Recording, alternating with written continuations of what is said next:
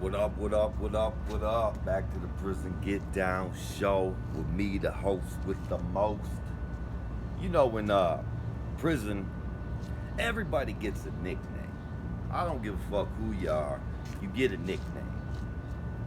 Mine was Bull, like a bull with horns. I used to think it was funny because a lot of people, when I say, hey, my name's Bull, they always took it like a bull. It's like a bowl you eat cereal out of. I'm like, no, no, my last name's Bullock, so everybody calls me Bull. Had nothing to do with my size, had nothing to do with that. But everybody gets a nickname. So your host with the most on the Prison Get Down is me, the T conductor, if you will. I just wanted to make a quick video to anybody who's planning on doing some time or got yourself hemmed up and you're about to go, or is a possibility for you to go. I want to make a quick video to give you some tips. This is for MDOC, but I'm pretty sure it goes for all the prisons. So county jail, right, is one of the more harsher times you'll go through while being locked up, unless you get yourself in some trouble later on down the road. But you don't know what's going to happen. You're full of fucking, anxiety. You know what I'm saying? It ain't written in stone yet. So, your mind goes a million miles an hour. You know what I'm saying? This still could happen, or this could happen. This happened. But when you go on that sentencing day and he slams that fucking gallop and he says you're going 10 years, blink 'em, blink 'em, blink 'em, all upside your motherfucking nug bone, melon swelled the fuck up, call you pumpkin head. Then, you get a sense of free. It's over with. You know what you got to deal with. That stress is lifted off your shoulders. But then you got a whole list of stress that come on, like, am I gonna get forgot about?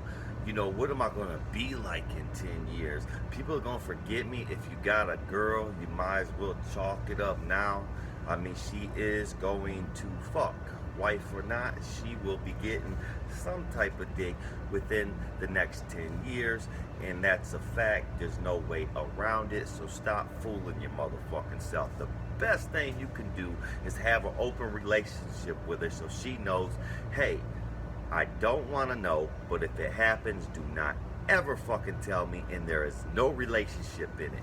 By far, if you have kids, that's somewhat of a saver for you.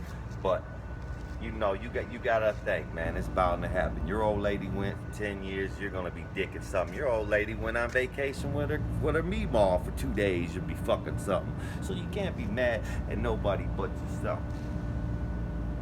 So relationship, short and sweet, especially if you got a long bit, you know what I mean?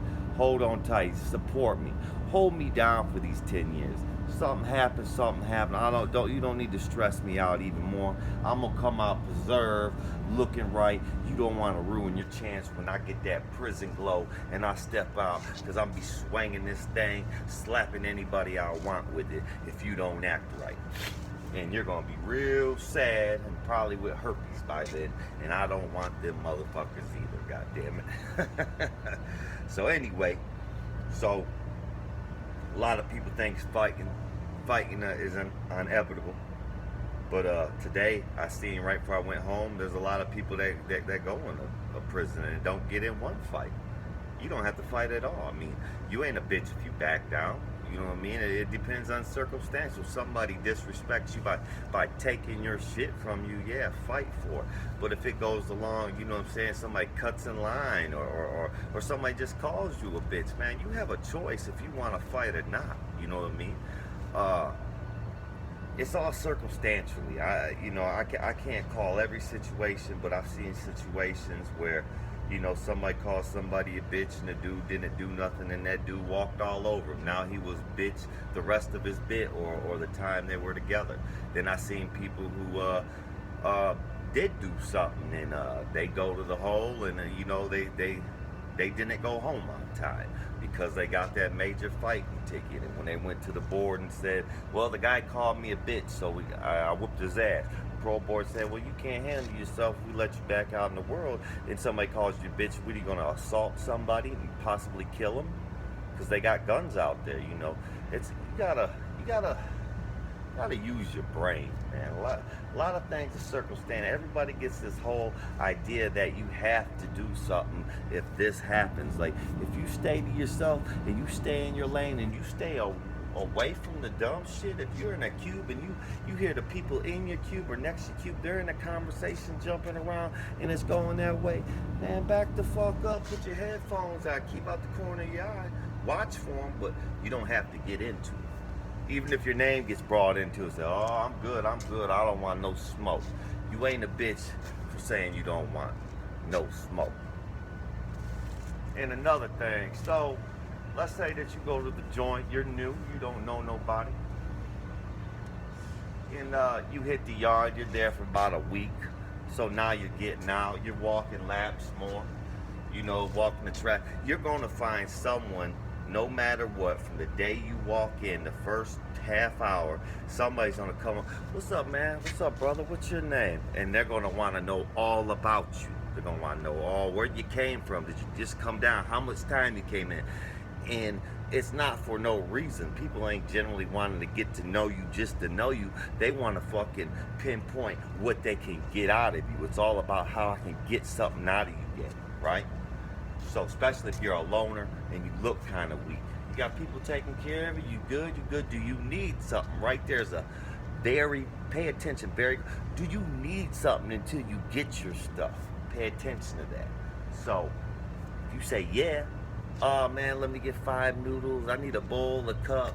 You know, some people will just bring it all to you. Here, man, no, take it. You're good. I don't need nothing. I don't want nothing. Here you go.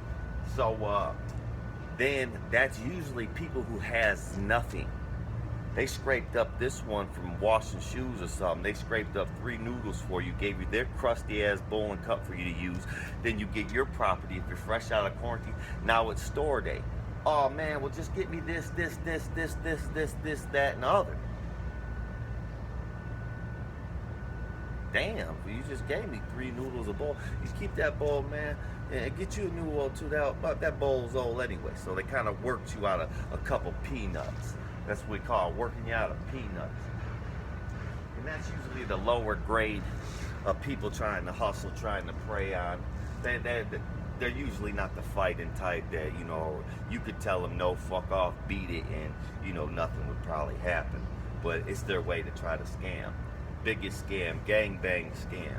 So if you're new, say you're walking a lap or you're walking into the building and somebody shoulder checks you with their shoulder. You're like, damn, excuse me, sorry, you don't know nobody there. I shook you a little bit. Sorry, man, my bad. And they mug you. You go about your business. Boom. Damn, motherfucker, he shoulder checked me, or not? Did I run into him? Have you thinking you ran into him? So what would happen be somebody would come out from the yard or somebody in the unit. This was all set up, by the way, and say, hey man, you got a door call. They want to talk to you out there. So you walk out there, you don't know who you're looking to. Hey, my man, come here. Dog said you just running into people. What you, motherfucker wants to fight? Get down, come to yard. You want to start that shit? They pull a whole story on you about how they either want to fight you or stab you. But the whole time somebody be in your ear. Yeah, they got nice. I think they want to stab you for you almost knocked one of the head dudes over. That was the head dude of the motherfucking Mobites, Latin Kings, or whatever. Hold on, man. Let me go holler at him. Let me see if I can work so you knew. Just wait, man. Dude to bust out the unit. Hour later, you're over there just sweating on your buns like, I'm about to go to war with these people. I don't know these people. Comes back in and listen, man, this is the best thing I do. They said, $50, it's all squashed. You ain't got nothing to worry about. Shoot them $50 and you're good. No harm, no foul. Boom. 9 times out of 10, newbie, young, light in the ass, shoots them $50. So now, did you just get played out of $50 your first week? You're going to be getting played several more times after that because they know they can get you out of your money. And, you know, and it goes on. and on, or like stolen TVs. Motherfuckers steal your TV and sell it back to you for a discount. That was always the worst. Motherfuckers steal your TV out the unit because you got your numbers etched in it and your name. They'll steal your TV and say, hey, motherfuckers got it out there, say they give it back to you for $75. You want to go through all the process, have to order and save your money? Because I had restitution, I could only get $50 a month. And so did a lot of other people. So people like, I had my TV broken during transport one time, and they're supposed to pay for it. And believe it or not, I had to save up 3 months without buying nothing. I had to draw and get my cosmetics and food for them 3 months. Well, it took them, they denied my grievances 4 times. Then it went all the way up to the 9th grievance that they said, okay, I already had a TV, I already saved back up and got a new TV. By the 9th one, they said, all right, we'll refund your money. They shipped me my money back in my account, only gave me 50 of it and took the rest for restitution. Ain't that a bitch? How is that even possible? It's grimy in an NDOC. It's grimy, baby. So, they got other scams too, people being distorted. That's the worst. What a lot of people would do is say, hey, make it seem like you got into it with such and such gang.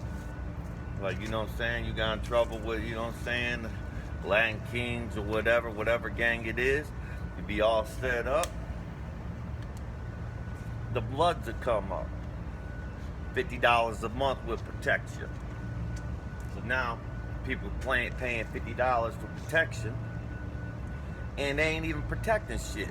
Dude's still getting treated like shit, still getting his shit took, still getting smacked around. But them Bloods still want they fucking $50, that's for sure. So a lot of people wind up locking up, getting the fuck out, you know, word travels, whatever. Then the old okey doke, let me write your sister hook up. See, once some of these old convicts, they get a hold of your parents' addresses and all that, they start shooting these letters. Man, I seen it a few times. I thought they were crazy as fuck. They'll give them a P.O. box out in the world somewhere and say, you better send $500 in a money order to this P.O. box or your son's getting it. And if they turn it into the police, you know what I'm saying, the police don't know. You know what I'm saying, where it came from or where the letter came from, because it's a P.O. box. You just jump ship right there.